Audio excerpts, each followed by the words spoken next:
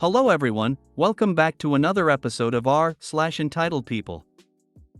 In today's episode, my sister demanded we share my daughter. Entitled uncle wants everyone else to pay his rent. Jerk stole my sister's phone.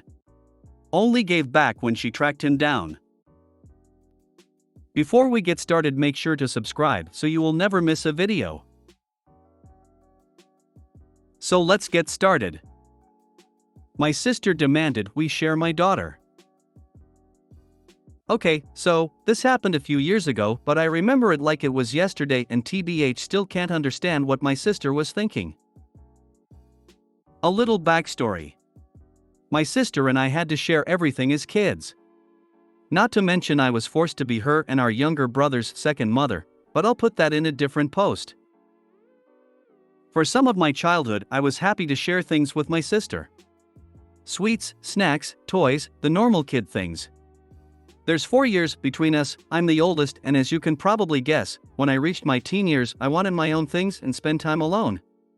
Nope. She wanted me to do everything with her. I could barely spend 10 minutes in the bathroom before she would start banging on the door. Unfortunately, when I was around 15, my siblings and I were taken into foster care. We were separated from our brother, which was difficult for both of us, and for a while I didn't mind my sister wanting to spend all her time with me. Shortly after my 16th birthday, I wanted to have my own space and things that are, well, mine. She would argue with me over not sharing my stuff, and of course, typical sibling fights and yelling happened almost every other day.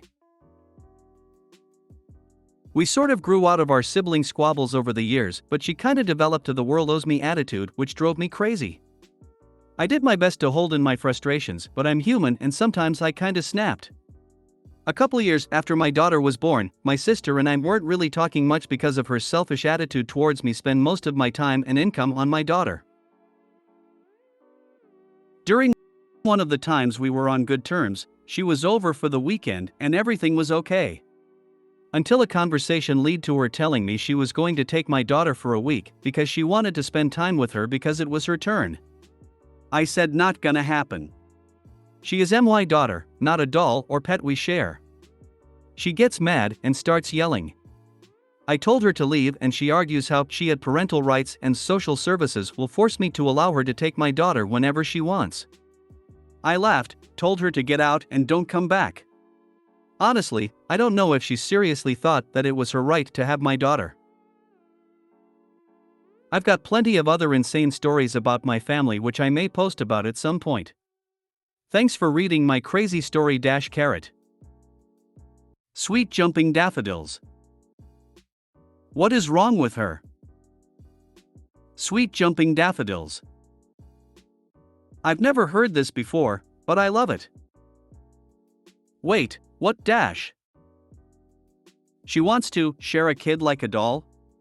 How old was she? I have so many questions. Early 20s. Soon found out she was experimenting with drugs for a while, so maybe you should ask for child support if she wants visitation? Glad to hear she's out of the picture. Okay, something is wrong with her head. What if she wanted to share your husband? Entitled uncle wants everyone else to pay his rent.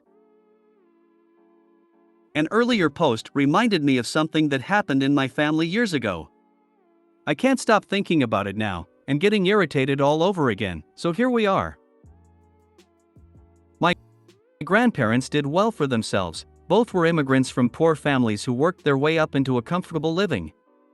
After their kids, my dad and his siblings, were all grown and on their own, Grandpa thought it would be fun to buy a rental property. He bought and renovated it and was ready to find tenants when my uncle needed a place to stay. He used my cousins as an excuse, saying it wasn't fair for the kids to live in a tiny place in a bad neighborhood. He was getting divorced. Grandpa cared about family a lot, so he agreed. It was only supposed to be for a year, and my uncle just had to pay the mortgage. At the time, the mortgage was a few $100s less than going rates for comparable rentals in the area. To absolutely no one but my grandparents' surprise, neither of these conditions were met. Fast forward many years, all of us grandkids becoming adults, but my uncle is still living in my grandparents' rental property. He brags that he's helping to pay the mortgage, which, by this point, is 1/3 the amount of comparable rentals in the same area. Grandpa dies, and when Grandma follows the next year, we find out that the properties, family home and rental, are in a trust. My uncle is furious. He believes since he lived there for so long and raised his kids there that it should be his. He tries bullying, threatening, and even crying to make my dad and other siblings remove the rental property from the trust and put it in his name only. Eventually, when none of this works, he refuses to pay on the mortgage because, according to him, they should all pay equally. He only backed down when the executor said they can just sell it and split the proceeds. He's still living there and only paying the mortgage. Every couple of years, he still tries to get his siblings to split the payments equally. He even tries to threaten that he'll move elsewhere, which is just stupid. He doesn't want to leave the city we live in, and it's impossible to find a rental, never mind obtain a mortgage for what he's paying now. And yes, he has said he may as well just move out and buy his own place. LOL.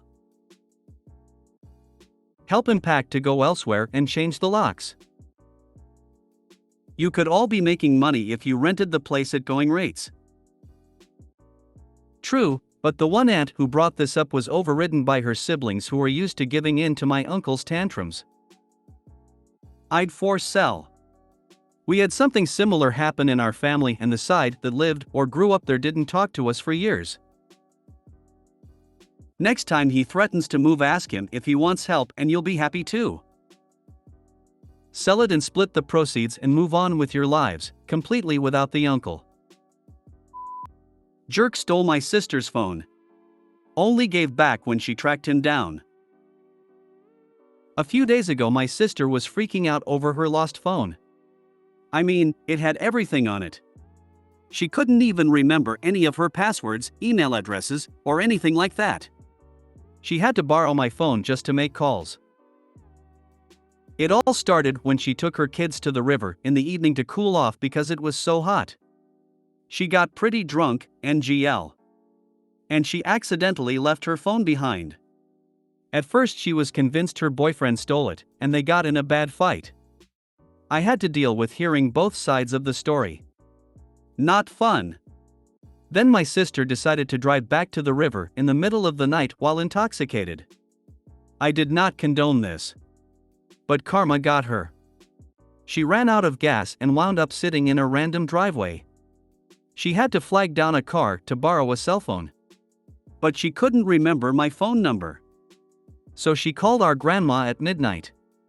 And grandma called my mother, who then called me. I then had to spend my own money to fill a gas can at a station that was still open at 1 a.m. and then go find my sister. I found her car, but not her. I knocked on the car, shined a flashlight in the window, but couldn't see anyone in it. I figured my sister got help from someone else, and I waited there for 2 hours. She didn't come back. So I just went home. My sister was known to spend a drunken night at someone else's house a number of times. So I wasn't too worried. Then I got woken up by my mother at about 6:30 a.m. when she called to ask why I didn't help my sister. I explained what happened, and she wasn't surprised. Then I drove back to her, and my sister was crying about having spent the night in her car. I told her I was there, and that I'd knocked on the car and shined a light in. I couldn't see her. Turns out my sister was hiding under a big coat on the back seat while she slept.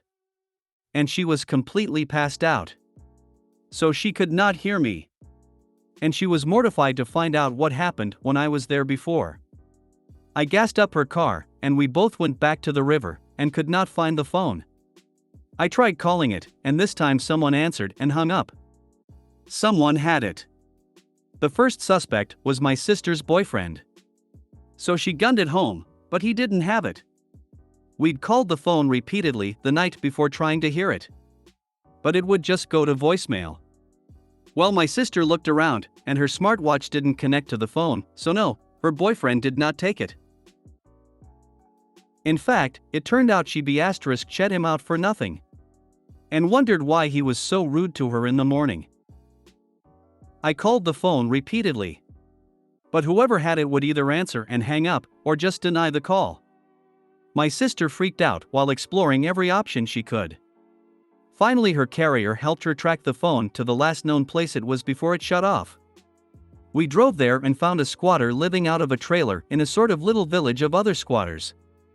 But he knew someone who'd found a phone recently, and then called that person up. The guy who had the phone didn't fess up till the squatter dude mentioned that they were tracking the phone.